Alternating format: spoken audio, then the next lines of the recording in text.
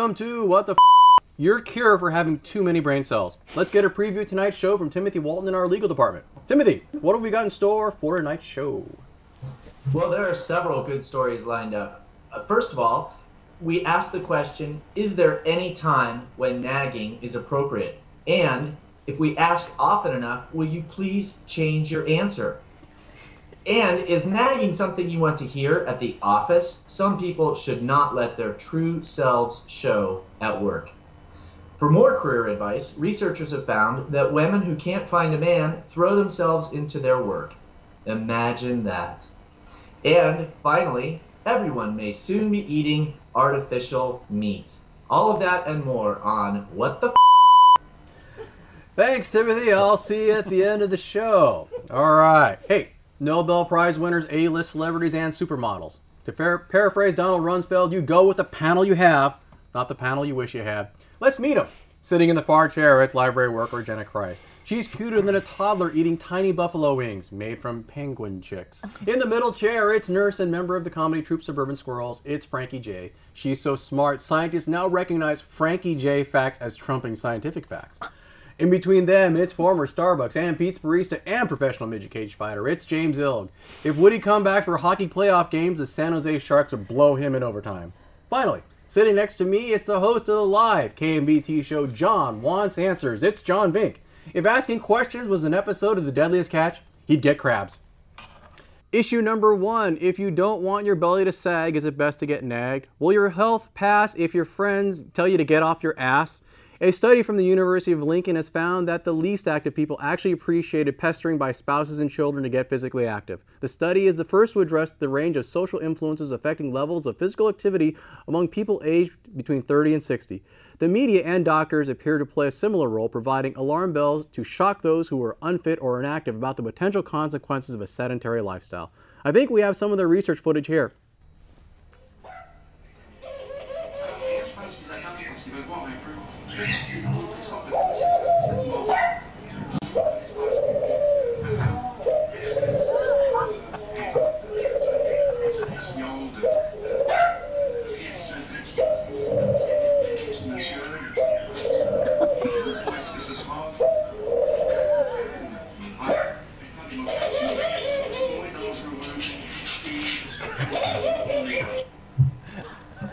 Yeah. Wow. So the cat actually got some exercise and lunch. So, right? Of the two things. Who could have predicted that outcome? I know. There you go. All right. Jenna, I'm going to start with you. You buying this? Nagging is good for your physical activity? I don't know if nagging is good. If someone's not open to hearing the suggestions, then it'll just frustrate them and cause strife within the relationship. But emotional support, physical support, in helping someone to get exercise, that does help. So I think, there's a line between, you need to do this, you need to do this, you need to do this, and hey, let's go exercise together. Does it work for you? 50% of the time. Okay, all right. Does it work enough for you? It does help a little, but I wouldn't call it nagging. Nagging has so many negative connotations, like if the person says, let's go for a walk, and sometimes I'm like, I'm too tired, I need to rest, and other times, yes, let's go. All right. Frankie, buying this or not? You're the nurse. It just brings up all kinds of negative memories. Really? Absolutely. Nag. Yeah. You have to go exercise. Yeah, go out. But you need to go exercise. I'm not saying that that's not a good thing, but make it fun. Have a group participation. Is that what you call your little dungeon? That downstairs? Yeah, with the straps and the whips and stuff. Oh, you remembered. Oh, my gosh. I know. It's a unique experience. I'm glad to hear you say that. Lots of memories are laid down Absolutely. And no nagging was involved. Oh, yeah. No, that's more screaming. Oh. Screaming. Oh. Screaming. It's James? soundproof, kids. There you go. Oh, that's good to know. James, you buying this? No, not for a second. I think you got to do. It's got to be about happy things. It's not nagging if it's about happy things. If you want to get somebody motivated, if you want to have more activity, then suggest having sex. Okay. I think you'll get a lot better response out of that. Now, happier ending. A much happier ending too. Yes. Not necessarily. There might be crying at the end and apologies. but no nagging. You're doing it wrong. Well, that's what she said, but there you go. Yeah, John, what do you think? You buying this or not? I think you might get some exercise leaving the room from the person who's nagging you all the time. So you have at least that, So right? some exercise, or maybe getting in your car and driving away. Okay. That kind of thing. My wife nags me to get more exercise. Does it work? And no, not really. No. No. Really? I'm in denial, probably. I think I get enough exercise myself. Well, how much exercise do you get? I walk like 3 miles on the weekends and Yeah. a couple miles weekdays. And what does your wife nag you to do more of? More cardio, I guess. Okay. Anything else? She thinks I'm, a little too A fat. little middle-aged spread? Blood pressure is a little too high, all this Okay. stuff. All right. Yeah. Okay. I'll throw this out to the group then. Do you think nagging can go too far? So Absolutely. So if I constantly nagged you to exercise and it was really, really pushing you over the edge, you would just go up and just grab a hammer and just get some nice cardio and muscular exercise, right? With the ice pick? I don't think I'd attack you with an ice pick, but I am kind of contrary, like a donkey. If you push me too hard, I'll just go, "Arr," put my heels down. Right, and suddenly You're more of a become the machete type of teenager that we once were. So that's more of a static exercise, right? Yes, I'll just, no, you can't make me. But if someone's dragging you, you're resist. It's a resistance. It's a exercise. resistance. right. That's good. So I guess it would work. It would work, right? James, do you agree? I agree totally. Yeah. Now you were married and you had a wife who constantly nagged you. Did she ever nag you to get more exercise? Yeah. And then I came back with, okay, let's have sex. And she's like, how did that work out? Then she stopped nagging me for a while. And then she forgot and nagged me again. And I said, well, Yes. have sex. Yes. Happy endings? Never. Just an apology and crying, right? I think that was the divorce. Yeah. the That's divorce. true. Ultimately, happy ending. Yeah. So maybe nagging has some legal implications, right? There, Frankie? Possibly. Okay. Absolutely, yeah. Does Oh, nagging God. work with you then, Frankie? No. No, just No. so It's just you're the nagger, No, right? but I can be. Okay. See, when I wrote nagger, it's like I was like, no, I can't really say that because somebody might mistake it for something else. Yeah. a slur of some Yeah, sort. and I don't want to get in trouble. Kind of yeah. like slut clothes. Yeah, that's right. It's so I'm more the naggy. But do you guys wish you were nagged more often to do certain things? Exercise.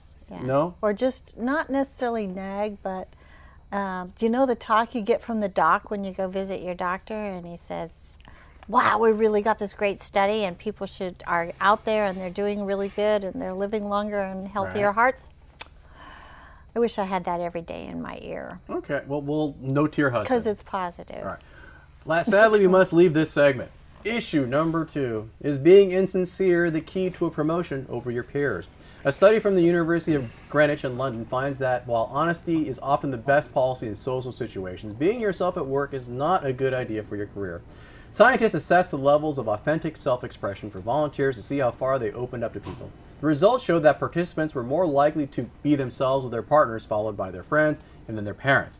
However, they were much less likely to show their true selves at work to their work colleagues. Those who were authentic with their partners tended to have greater well-being and life satisfaction. But the same benefits were not seen from being authentic at work. For further comment, we turn to our KMBT intern, Todd Dizzy Jones. TJ, your thoughts?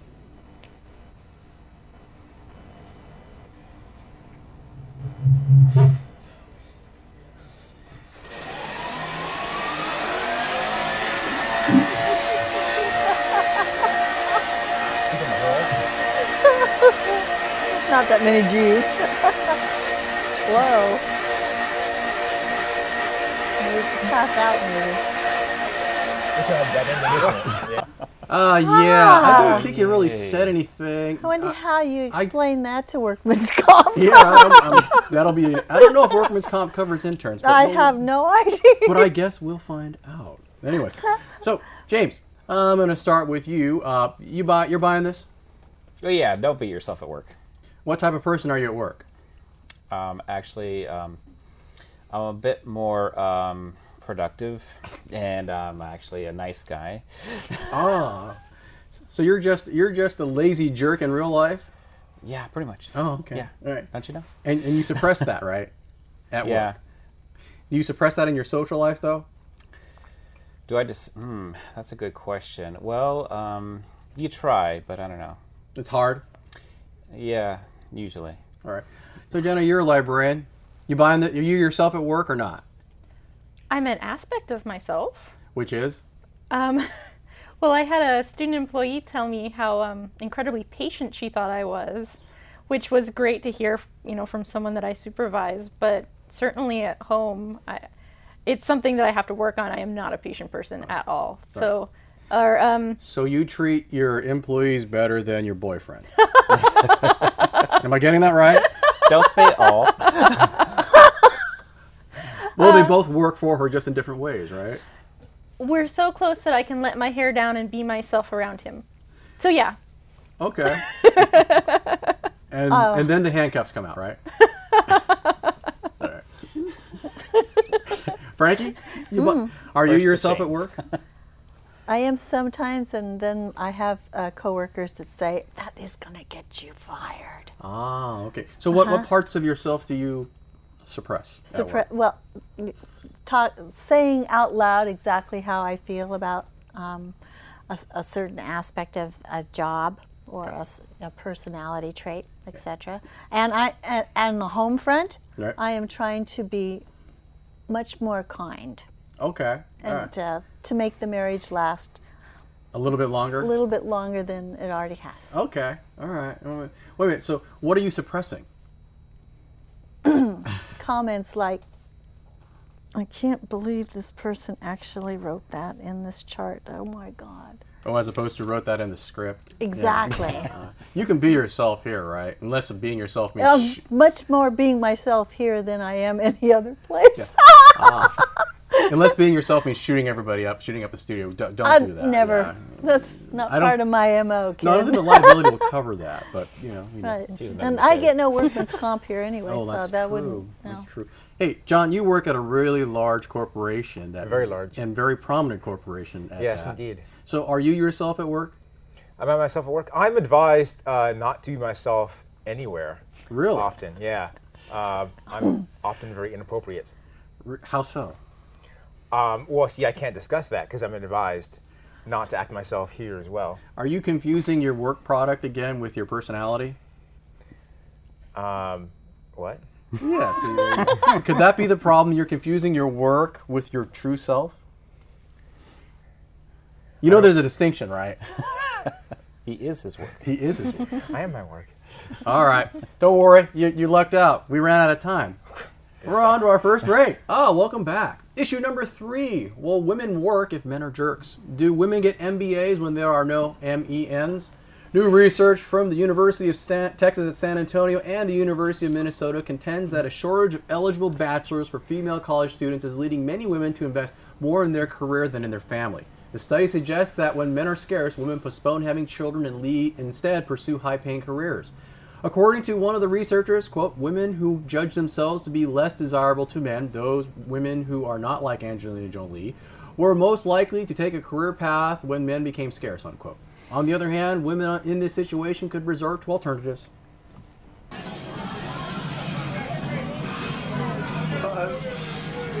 Fucked up. I know, bro. Yo,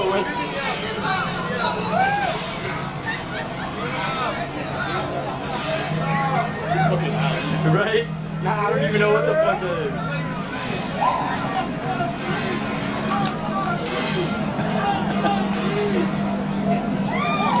Yeah, She had long arms. I really don't like those tree huggers. She really loves the environment. Yeah, loves it a little bit too much. All right. So, Jen, since the LS, I'll start with you. You buying this or not?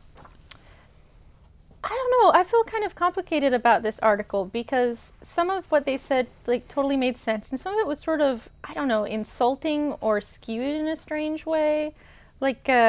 That it has to be either or, that the only option is, heterosexual relationships with a man. I mean, they can't choose alternatives. They can't be with other women. They can't decide to have a baby by themselves. But, on the other hand, it does make sense that if you don't see a nice guy around and, you want to pursue a career, but it's not like a dichotomy of either you get with the men's and have a family, or you're like happy, awesome career woman. So I'm very complicated feeling about this. All right. Well, it's not necessarily every woman. It's just that, overall. If overall, that's what you get. So does that change your answer in any way? Because I assume not like all women are going to go gay if there are no men around, right? Some might, but not all of them. Yeah, right? yeah. So- I'm not saying that's like the only choice, but it just some of the wording in it I can't recall specifically. It just kind of made me feel strange. It stuck your craw in the wrong way? Correct. All right. Well, you didn't have this problem in college, right? No, I was already with my longtime boyfriend. See, you'd already settled down. Yes. And did you have to? Would you have forgone career? Would you have pursued a career ambition if he hadn't been there? Well, I always kind of wanted to work in libraries, and now I work in a library. So there you go. Next on An 60 interesting Minutes. tangent is that I think women are there are more women than men in some colleges, and Yes. so Yeah. that's what they're talking about. But it's kind of interesting. Frankie, I- you work with doctors. You agree? Huh? Not all doctors are men. I know I'm being sexist. Yeah, exactly. But the comment about the colleges, if there's one college that doesn't have a lot of choices in it, I mean, it's like, there's 50 states in this country, and then there's the rest of the world. So what are these people talking about? I have to agree with Jenna. Well, I think the article is skewed. Easy to find. Easy to find. So Yeah. I'm going to save this question for the guys. If you think of the situation reversed, guys that are in a situation where there are not that many women around, do you think they behave the same way? Pursue their careers, or do you think they just become complete douchebag losers? The situation is reversed here. Like San Jose is often called Man Jose, Right. Because there's a lot of tech companies who bring in guys from around the world, and there's no industries bringing in females to match the men. So there's like not enough women for the men that are here. So do men pursue careers then, or do they just completely give up? Oh, I think they already have the career and they just work at their job a lot more. Yeah, but so they pursue their careers. Well, they continue with their career. And Yeah, James, do you have that problem? Yeah, remind me not to ever move to Man Jose. No, but I was thinking exactly the same thing. If the whole thing was reversed, what would men do? So if men were happily married, they'd probably want to work more. And if they had trouble finding spouses, then they'd probably want to stay home all day. No, you don't think they try to work harder to make themselves more desirable to the few women that are out there? I don't know. It's very competitive. If that's But now flip the situation around. A few guys, but a lot of women. What do you think the guys would do? the rest of them are girls. Yeah, we'd be complete douche. We could be complete douchebags. Ourselves Tuesdays, go. yeah, right. As I say, Thursday night for me. All right, we're out of time for the segment. Let's go on to issue number 4. Will vegans eat grown meat? Bioengineers at Maastricht University in the Netherlands are scheduled to produce the world's first lab-grown cut of meat in October. They grow the meat using adult muscular stem cells, or progenitor cells, as they are harvested directly from the animal and, unlike embryonic stem cells, have the capacity to turn to skeletal muscle cells or protein automatically. The drawback is that while they divide more often than embryonic stem cells, they don't do so indefinitely. The researchers can get one cell to multiply into 1 million, but estimates they need 100 million cells to make a burger. I think we have footage of the donor animal here.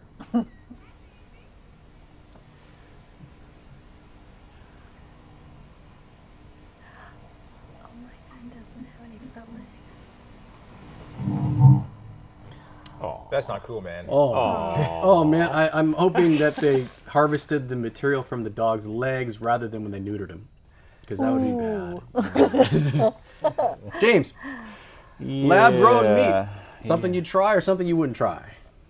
Lab-grown, it depends. Is it going to be beef or chicken? Well, they can apparently make it into anything. So Well, yeah, that's what they say. yeah. Yeah. Was there something you try? If it was chicken, I guess. It was chicken? Yeah. Right. Frankie? You know something? I would have to wait until they could grow a lot more of it All right. to really get the mouth appeal. Oh, But you know something? You could really save a lot of energy if you could just eat the little cells by themselves that were growing in the petri dish, because then you could have a very small refrigerator full of petri dish trays and go in and take a certain amount to fulfill your protein requirement for that day. Do you think it'd fill you up? Absolutely not. Okay, so it's like Chinese food, right? You eat some, Exactly, but this time right. a minute later you want some more, right? All right. Jenna, would you just? You're licking your chops just at the thought of the story, right? I had a really hard time what the first sentence of the story was, like pulsating meat in petri dish or something like that. Oh no, that was my Match.com profile. You gotta read That was the- Jim when I go visit the It lab. took me a couple tries just to read the story because I don't Again, know. that's what she said. But In petri dish, I mean, it sounds kind of interesting. They've got it on Velcro, and I mean, it sounds like they're not there yet. I mean, because there's no blood system, and it's all just pale white and weird. And but, nuggets. That's also known as chicken McNuggets, right? Yeah. But- Petri patties. There you go. But if they work the science out, I mean, it sounds like it'd be great, you know, for taking care of animals. You're not going to have them stuck in huge feedlots. You're not going to have poor chickens stuck in, you know, beakless in little cages. So you can eat somewhat, you know, you can eat meat without hurting animals. But the thought of a pulsating meat in petri dish kind of turns me off. Or Doesn't that on. defeat the whole idea of vegetarianism? How about if we instead of pulsating meat, they just said throbbing meat? Oh my! There you go. John, what do you think? Would you eat meat grown in a petri dish? Well, you know, this study was done in Holland, and I'm going to be there next week, so I'm going to be extra careful in the market, in the deli case. Okay. Make sure my meat's not grown artificially. I don't know, because I won't even eat, the fake soy meat. Like some restaurants, have chicken cutlets and beef stroganoff, but if you read the fine print, it's soy. It's lies. It's the restaurant of lies, I call it. Yeah, it's a restaurant of vegans. It's all right. It just when it says vegan in front, you kind of expect the meat to be faux. Right, especially when the subtitle on the menu says vegetarian. Well, if you get dragged there, you don't know what this notice. I'll throw it out to the table. Lab grown meat. Would vegans go for it? Would vegans eat it? No. No. Doubtful. I don't think No. so. Okay. No. All right. Why whole- not? Because when they go to a vegetarian restaurant, all they're eating is something that tastes like meat. There you go. Or here's another thing: if they can make it in different types of meat, like beef or pork or chicken. Kosher? Would it be kosher? Well, there's no Well, it equivalent depends clause, on the right? medium. Yeah. Would Hindus eat vat-grown beef? Good question. You should ask. I They don't might think argue that, that no. originally the cells came from an animal and were grown from an animal, and so Yeah. they probably would still not accept. What if it was grown from one animal and made it taste like a cow? Oh, you got me. The spices, I'm no that's fine. expert. It could be halal too, right? It would be halal. Yeah, would lab-grown meat be halal? No Muslims on the panel, right? No, I'm sorry about What's that. halal mean? Well, only if it's pork flavored. Kosher for Muslims. Oh, I think it's the way it's killed, right? Yep. And Okay. this meat's not killed. All right. It Right. Really? Is it? All right. I It's don't know. grown. Oh, sadly enough, we're out of time. Oh, man. All right, we're on to our second break. Okay, and we're back from our second break, and we are at the fact-checking segment. This is where we learn where all of the mistakes we made during the show, and for that, we turn to Timothy Walton in our legal department. Timothy, how'd we do? You guys are all nuts. I tell you, you get everything wrong. I have to go back and change all these things or we're totally going to get sued. First of all, workman's comp is generally available to interns, but not in Texas. So it depends upon where KMBET is. And I also have to point out that workman's comp will not extend to Frankie shooting up the studio. That's true. Or shooting up in the studio. Yes, exactly. That would not be covered. No, it's not And in the nagging story, I have to ask, James, how many times do you need to be told to take out the trash? If there's sex and- involved, just once. It's where he keeps the John, blow-up your doll. wife is right that you don't get enough exercise. You can tell. I suggest that maybe if you asked James's ex for sex, that might shut up your wife. I'm in the wrong way. You're speaking to me again.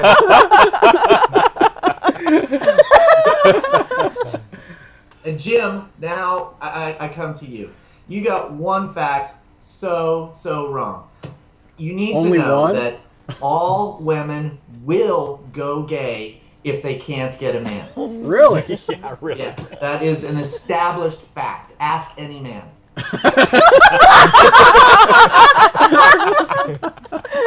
Yeah, that's it. Because that's what keeps him from going gay is us, right?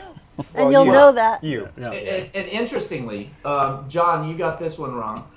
If the situation were reversed in that story, the men would not work more unless you were talking about men working harder to snag a babe.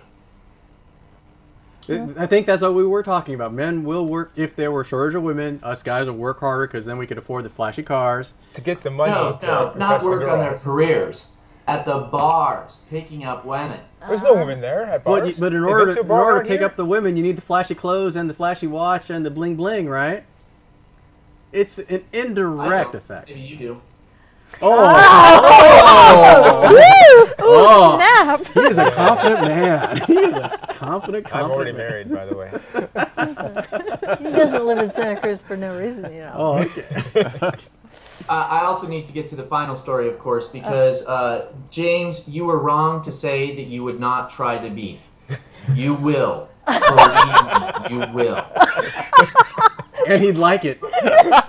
And he'd like Yum. it. Yum. Well, he's tried other things called beef, but we really don't want to talk about that, do we, James? Yeah, it wasn't kosher. It definitely wasn't kosher.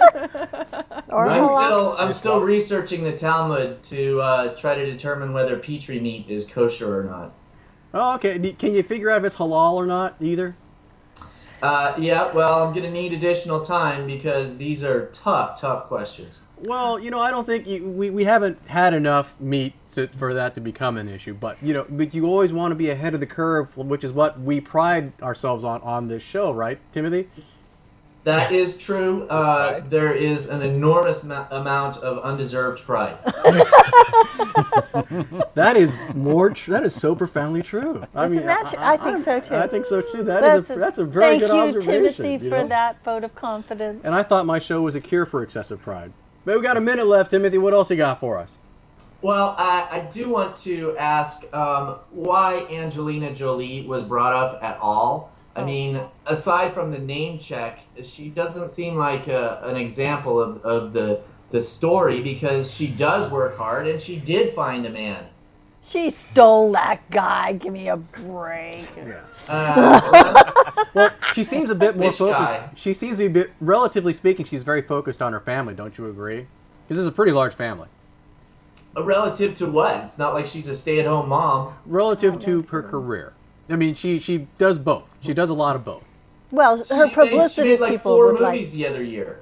Did she really? I really haven't seen any of them, so. Yeah. All right.